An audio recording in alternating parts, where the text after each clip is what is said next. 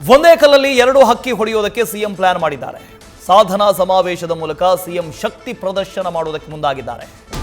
ಸ್ವಪಕ್ಷದಲ್ಲಿ ಹುಟ್ಟುಕೊಂಡಿರುವಂತಹ ಭಿನ್ನ ಚರ್ಚೆಗೂ ಈ ಮೂಲಕ ಇತಿಶ್ರೀ ಹಾಡೋದಕ್ಕೆ ಮುಖ್ಯಮಂತ್ರಿಗಳು ಮುಂದಾಗಿದ್ದಾರೆ. ಸೆಪ್ಟೆಂಬರ್ ಕ್ರಾಂತಿ ಅನ್ನೋ ಕೆಲ ಕೈ ನಾಯಕರಿಗೂ ಕೂಡ ಈ ಮೂಲಕ ಸಂದೇಶ ರವಾನೆಗೆ ಮುಂದಾಗಿದ್ದಾರೆ. ಸರ್ಕಾರದಲ್ಲಿ ಹಣ ಇಲ್ಲ ಅನ್ನೋ ವಿಪಕ್ಷಗಳಿಗೆ ಸಿಎಂ ಟಾಂಗ್ ಕೊಡೋದಕ್ಕೆ ಮುಂದಾಗಿದ್ದಾರೆ. 2658 ಕೋಟಿ ವೆಚ್ಚದ ಕಾಮಗಾರಿಗೆ ಇವತ್ತು ಚಾಲನೆ ಕೊಡ್ತಾರೆ ಮುಖ್ಯಮಂತ್ರಿಗಳು.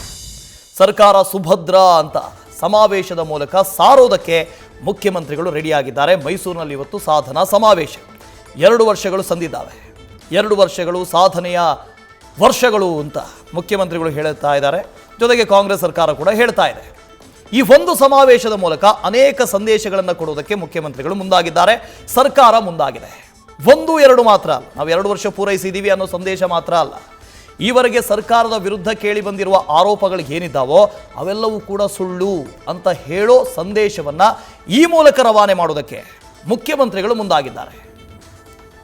ಸರ್ಕಾರದ 5 ಗ್ಯಾರಂಟಿ ಯೋಜನೆಗಳು, ಇದು ಯಶಸ್ವಿಯಾಗಿರುವಂತಹ ಯೋಜನೆಗಳು. ಸರ್ಕಾರ ಜನರಿಗೋಸ್ಕರ ಇರುವಂತಹ ಸರ್ಕಾರ. 2 ವರ್ಷಗಳವರೆಗೂ ಕೂಡ ಜನರಿಗಾಗಿ ನಾವು ಕೆಲಸ ಮಾಡಿದ್ದೀವಿ. ವಿಪಕ್ಷಗಳು ಏನೇ ಆರೋಪ ಮಾಡಬಹುದು, ಅದು ಸುಳ್ಳು ಆರೋಪ, ಪೊಳ್ಳು ಆರೋಪ, ಅದರಲ್ಲಿ ಸತ್ಯ ಇಲ್ಲ. ರವಿ ಪಾಂಡವಪುರ ಇದರ ಬಗ್ಗೆ ಡೀಟೇಲ್ಸ್ ಅನ್ನು ಕೊಡ್ತಾ ಹೋಗ್ತಾರೆ. ರವಿ, ಕೇವಲ ಇದು ಒಂದು ಸಾಧನಾ ಸಮಾವೇಶ ಮಾತ್ರ ಅಲ್ಲ, ಇದರ ಹಿಂದೆ ಅನೇಕ ಸಂದೇಶಗಳನ್ನು ಸಾರುವುದಕ್ಕೆ ಸರ್ಕಾರ ಮುಂದಾಗಿದೆ, ಮುಖ್ಯಮಂತ್ರಿಗಳು ಕೂಡ ಮುಂದಾಗಿದ್ದಾರೆ. ಈ ಸಾಧನಾ ಸಮಾವೇಶದ ಔಚಿತ್ಯ ಏನು ಅಂತ?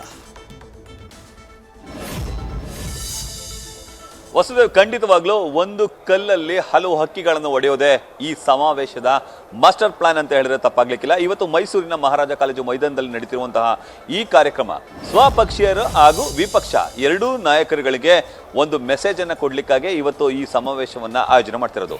ಹಲವರು ಹೇಳ್ತಾರೆ ಸೆಪ್ಟೆಂಬರ್ ಕ್ರಾಂತಿ ಆಗುತ್ತೆ, ನವೆಂಬರ್ ಕ್ರಾಂತಿ ಆಗುತ್ತೆ, ಹೀಗೆ ಸ್ವಪಕ್ಷದ ಆದಿಯಾಗಿ ವಿಪಕ್ಷ ನಾಯಕರುಗಳು ಕೂಡ ತಿಳಿಸುವಂತ ಕೆಲಸಕ್ಕೆ ಮುಂದಾಗ್ತಿದ್ರು. ಈ ಹಿನ್ನೆಲೆಯಲ್ಲಿ ಸಮಾವೇಶದ ಮೂಲಕ ಯಾವುದೇ ಕ್ರಾಂತಿ ಆಗೋದಿಲ್ಲ, 5 ವರ್ಷ ನಾನೇ ಸಿಎಂ ಅನ್ನೋದನ್ನ ತೋರಿಸ್ಕೊಡೋಕ್ಕೆ ಈ ವೇದಿಕೆ ನಿಜಕ್ಕೂ ಸಿದ್ಧ ಆಗುತ್ತಾ ಅನ್ನೋದನ್ನ ಕಾದು ನೋಡ್ಬೇಕಾಗಿ ಕೆಲವೇ ಕ್ಷಣಗಳಲ್ಲಿ ಕಾರ್ಯಕ್ರಮ ಆಗುತ್ತೆ. ನೀವು ಕಾರ್ಯಕ್ರಮದ ದೃಶ್ಯಾವಳಿಗಳನ್ನು ನೋಡ್ತಾ ಇರ್ಬೋದು. ಅಂದರೆ ವೇದಿಕೆ ದೃಶ್ಯಾವಳಿಗಳನ್ನು ಮೈಸೂರಿನ ಮಹಾರಾಜ ಕಾಲೇಜು ಮೈದಾನದಲ್ಲಿ ಈಗಾಗಲೇ ವೇದಿಕೆ ಸಿದ್ಧಗೊಂಡಿದೆ. ಎಲ್ಲ ರೀತಿಯ ತಯಾರಿಯನ್ನು ಕೂಡ ಮಾಡಿಕೊಳ್ಳಲಾಗಿದೆ. ಮಧ್ಯಾಹ್ನ 12 ಗಂಟೆಗೆ ಇದೇ ವೇದಿಕೆಯಲ್ಲಿ ಕಾರ್ಯಕ್ರಮ ನಡೆಯಲಿದೆ. ಮೈಸೂರು ಜಿಲ್ಲಾ ವ್ಯಾಪ್ತಿಯ ವಿವಿಧ ಇಲಾಖೆಗಳ ಅಭಿವೃದ್ಧಿ ಕಾಮಗಾರಿಗಳ ಶಂಕುಸ್ಥಾಪನೆ ಮತ್ತು ಉದ್ಘಾಟನಾ ಕಾರ್ಯಕ್ರಮ ನಡೆಯುತ್ತದೆ. ಬರೋಬ್ಬರಿ 2586 ಕೋಟಿ ರೂಪಾಯಿಯ ಬೃಹತ್ ವೆಚ್ಚದ ಕಾಮಗಾರಿಗಳಿಗೆ ಇವತ್ತು ಚಾಲನೆ ಸಿಗಲಿದೆ. ಈ ಕಾರ್ಯಕ್ರಮಕ್ಕೆ ಎಐಸಿಸಿ ಅಧ್ಯಕ್ಷರಂತಹ ಮಲ್ಲಿಕಾರ್ಜುನ್ ಖರ್ಗೆ ಜೊತೆಗೆ ರಾಜ್ಯದ ಸಿಎಂ ಸಿದ್ದರಾಮಯ್ಯ, ಡಿಸಿಎಂ ಡಿಕೆ ಶಿವಕುಮಾರ್ ಆದಿಯಾಗಿ ಹಲವು ಗಣ್ಯರು, ಸಚಿವರುಗಳು ಎಲ್ಲರೂ ಕೂಡ ಆಗಮಿಸ್ತಾರೆ. ಇದಕ್ಕಾಗಿ ಬಿಗಿ ಪೊಲೀಸ್ ಬಂದೋಬಸ್ತನ್ನು ಕೂಡ ಈಗಾಗಲೇ ಆಯೋಜನೆ ಮಾಡಲಾಗಿದೆ. ನೀವು ದೃಶ್ಯದಲ್ಲಿ ಗಮನಿಸ್ತಿರ್ಬೋದು, ಕೇಂದ್ರ ಭದ್ರತಾ ಪಡೆಯವರು ಕೂಡ ಆಗಮಿಸಿದ್ದಾರೆ. NSG ಪಡೆಗಳು ಸೇರಿದಂತೆ ಹಲವು ಅಧಿಕಾರಿಗಳು ಬಂದು ಪರಿಶೀಲನೆ ನಡೆಸುವಂತಹ ಕೆಲಸಕ್ಕೆ ಮುಂದಾಗಿದ್ದಾರೆ. ಬಾಂಬ್ ಪತ್ತೆ ದಳ, ಶ್ವಾನ ದಳದವರು ಕೂಡ ಆಗಮಿಸಿದ್ದಾರೆ. ಇನ್ನು ಈ ಒಂದು ಕಾರ್ಯಕ್ರಮದಲ್ಲಿ ಬೃಹದಾಕಾರದ ವೇದಿಕೆಯನ್ನು ನಿರ್ಮಾಣ ಮಾಡಲಾಗಿದೆ. ನೀವು ವೇದಿಕೆಯ ಎಡಭಾಗ ಬಲಭಾಗದಲ್ಲಿ ನೋಡ್ತಿರ್ಬೋದು. ಸರ್ಕಾರದ ಪ್ರಮುಖ ಯೋಜನೆಗಳಾದಂತಹ ಗೃಹಲಕ್ಷ್ಮಿ, ಅನ್ನಭಾಗ್ಯ, ಶಕ್ತಿ ಯೋಜನೆ, ಯುವ ನಿಧಿ ಹಾಗೂ ಗೃಹ ಜ್ಯೋತಿ, ಈ ಎಲ್ಲ ಯೋಜನೆಗಳ ಕುರಿತಂತೆ ಒಂದು ಕಲಾಕೃತಿಯನ್ನು ಕೂಡ ಈಗಾಗಲೇ ಕೃಷಿ ಇಲಾಖೆ ನಿರ್ಮಾಣ ಮಾಡಿರೋದು. ಇನ್ನು ನನ್ನ ಬಲಭಾಗದಲ್ಲಿ ಮತ್ತೊಂದು ಜಿಲ್ಲಾಡಳಿತ ಮತ್ತು ಕೃಷಿ ಇಲಾಖೆಯವರು ಕೂಡ ಮಾಡುವಂಥ ಕೆಲಸಕ್ಕೆ ಮುಂದಾಗಿದ್ದಾರೆ. ನೀವು ದೃಶ್ಯದಲ್ಲಿ ಗಮನಿಸ್ತಿರ್ಬೋದು. ಇಲ್ಲೂ ಕೂಡ ವಿವಿಧ ಧಾನ್ಯಗಳನ್ನು ಬಳಸಿ, ಅಂದರೆ ಅಕ್ಕಿ, ರಾಗಿ, ಬೇಳೆಕಾಳು, ಉದ್ದಿನಕಾಳು ಸೇರಿದಂತೆ ವಿವಿಧ ಕಾಳುಗಳನ್ನು ಬಳಸಿ ಈ ಒಂದು ಅಂದರೆ ಜಿಲ್ಲಾಡಳಿತ ಈ ಸರ್ಕಾರದ 5 ಗ್ಯಾರಂಟಿ ಯೋಜನೆಗಳನ್ನು ಕೂಡ ತಿಳಿಸಿಕೊಡುವಂಥ ಕೆಲಸಕ್ಕೆ ಮುಂದಾಗಿದೆ. ಇನ್ನು ಕಾರ್ಯಕ್ರಮಕ್ಕೆ ಬಿಗಿ ಪೊಲೀಸ್ ಬಂದೋಬಸ್ತನ್ನು ಕೂಡ ಆಯೋಜನೆ ಮಾಡಲಾಗಿದೆ. ನೀವು ದೃಶ್ಯದಲ್ಲಿ ಗಮನಿಸಿರ್ಬೋದು. 1300ಕ್ಕೂ ಹೆಚ್ಚು ಮಂದಿ ಪೊಲೀಸರನ್ನ ನಿಯೋಜನೆ ಮಾಡಲಾಗಿದೆ.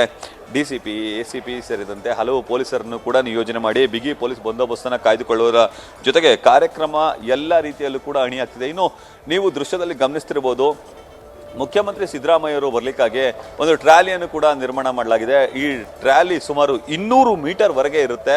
200 ಮೀಟರ್ವರೆಗೆ ಆ ಒಂದು ಸ್ಥಳದಿಂದ ಮುಖ್ಯಮಂತ್ರಿ ಸಿದ್ದರಾಮಯ್ಯ ಆದಿಯಾಗಿ ಗಣ್ಯರು ನಡೆದುಕೊಂಡು ಬರ್ತಾರೆ.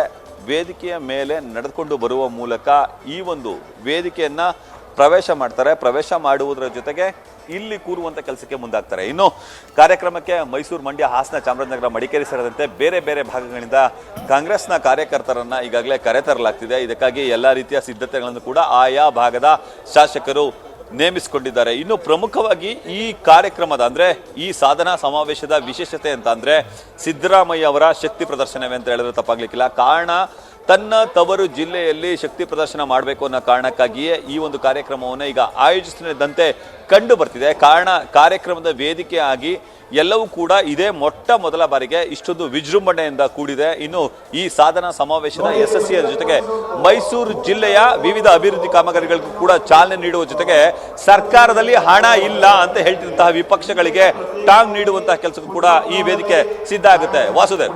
Okay, thank you Ravi. News first ನಿರ್ಭೀತಿಯಿಂದ ನಿಮ್ಮ ಪರವಾಗಿ.